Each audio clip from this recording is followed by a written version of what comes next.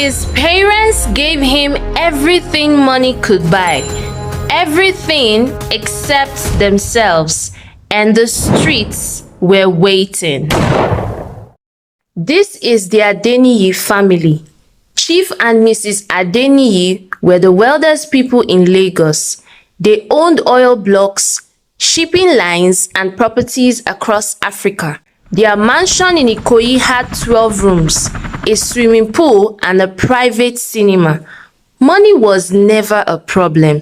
Chief Adeniyi was always in London. Mrs. Adeniyi was always in Dubai. They traveled so much that their son David saw them maybe 3 times a month, 3 times in 30 days. David was 16, tall, incredibly handsome, bright, brilliant in school, and deeply religious.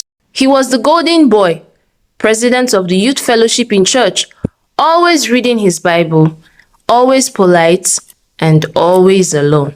Every evening, David would sit in that massive living room, reading his Bible, praying, and waiting for his parents to come home. But the driveway stayed empty, the phone stayed unanswered, and the silence grew louder. "Mommy, we have parents-teachers conference tomorrow. Can you come?" "David, Mom is in Paris for a fashion show. Tell your driver to go, okay?" The line went dead. Every time David called, it was the same. "Mom's traveling, Daddy's in a meeting. We will make it up to you, son." But they never did. David attended Great Heights College in Lagos. The students in the school came from rich families, but among them was a boy who was everything David was not. His name was Toby Bakari. He was the son of a retired soldier, not as rich as David, but 10 times more popular, handsome, fearless, and reckless. He smoked, he fought, and he drank.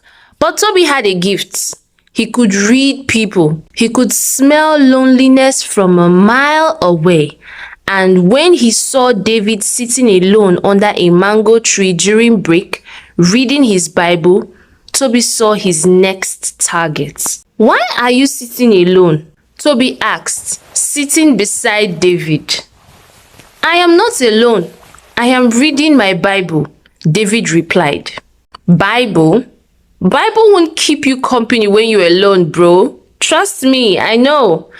Those words were the first words Toby ever spoke to David, and they were the most dangerous. Day by day, Toby chipped into David's walls. He walked with him, he ate with him, made him laugh, and made him feel seen for the first time.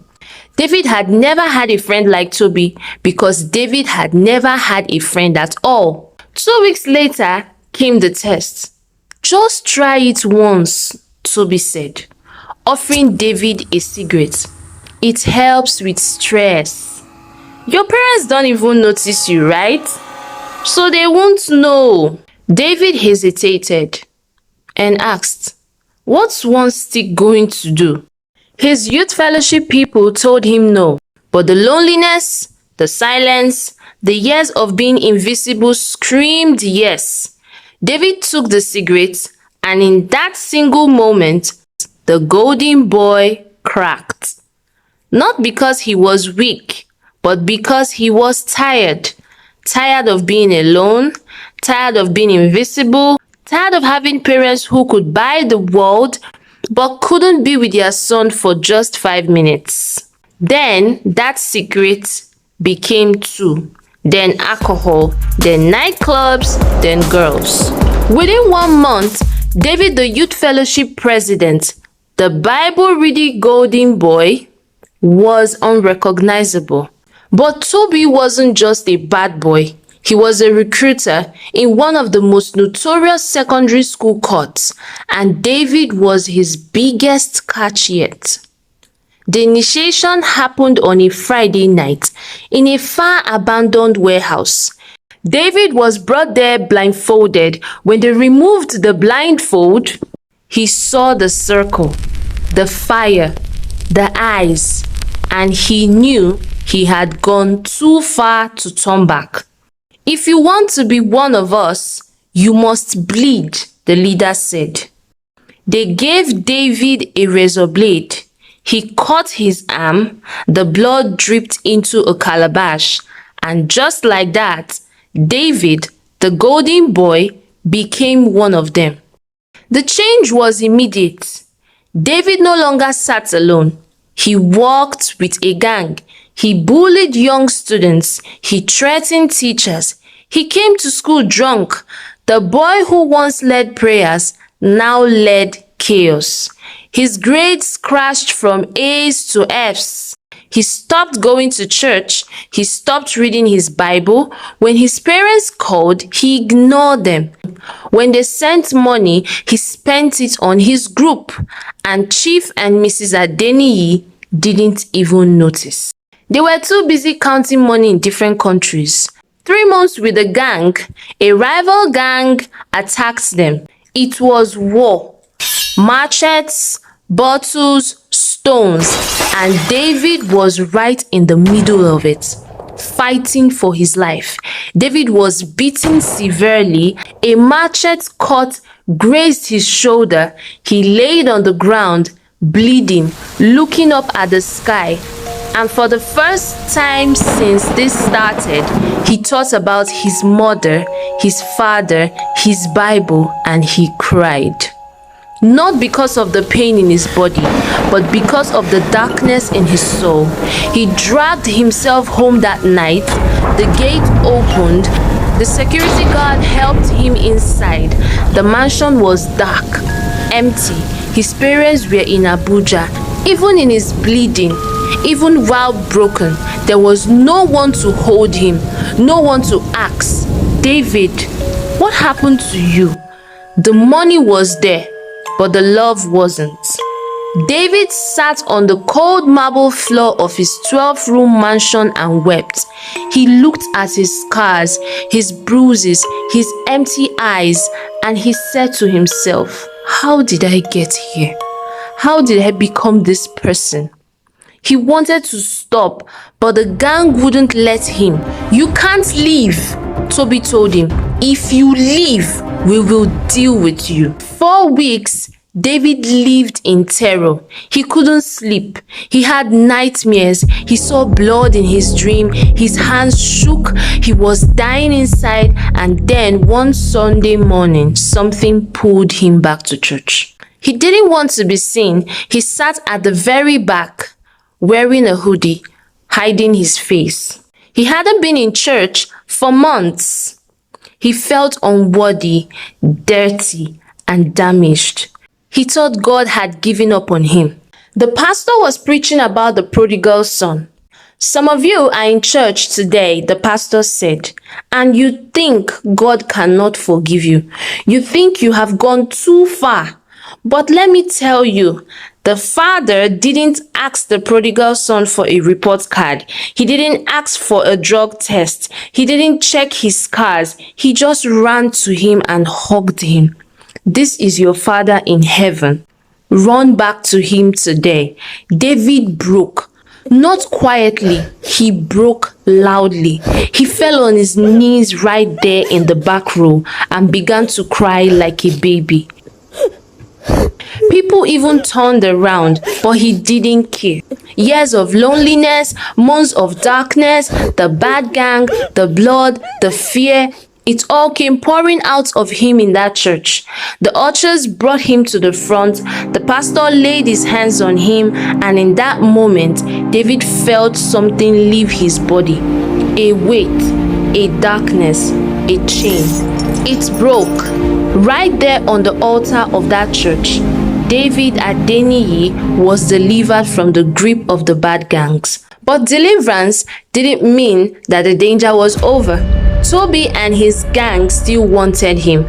They threatened him, and David was afraid. He told the pastor everything. The pastor didn't judge him. He didn't shout. He held David and said, "You are not alone anymore." The pastor made a call to David's parents. For the first time in David's life, an adult spoke to his parents, not about money, not about grades, but about his son's soul. When Mrs. Adeniyi heard what happened, the bad gang, the fighting, the blood, the loneliness, she dropped to her knees in the hotel room in London and screamed. She screamed because she realized something terrible. She hadn't been a mother for real. She had just been a mother in title only. She had provided everything for David except one thing he needed: herself.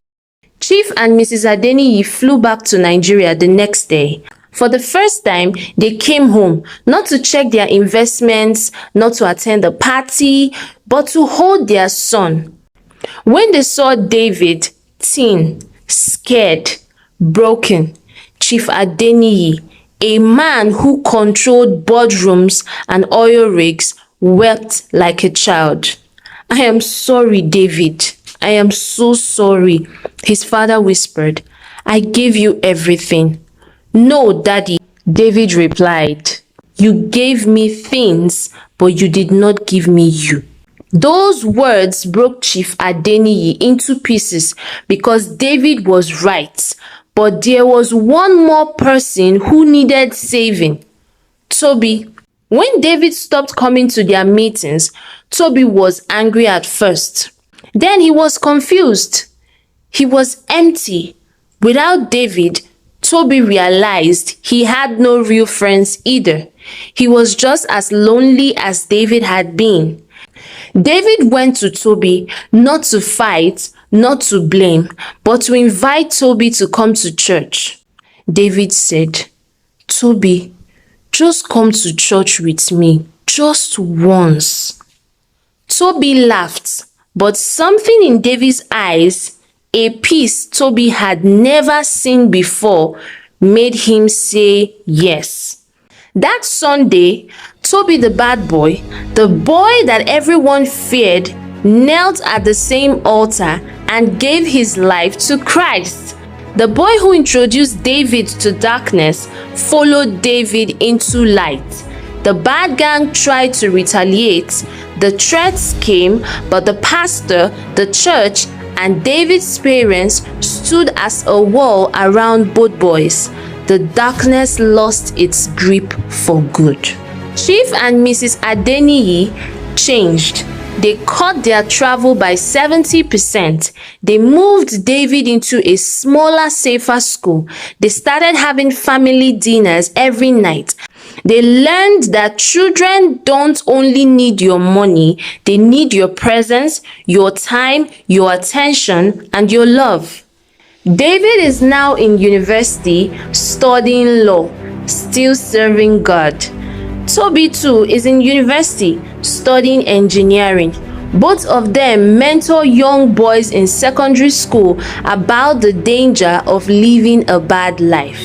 David looks at boys sitting alone under mango trees and sees himself, and he sits with them because he knows one conversation can save a life or destroy it.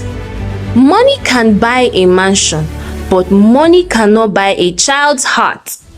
If you are a parent watching this, put your phone down, go and sit with your child. Ask them, how are they doing? Really ask, because the streets are always waiting and they don't charge for admission fee.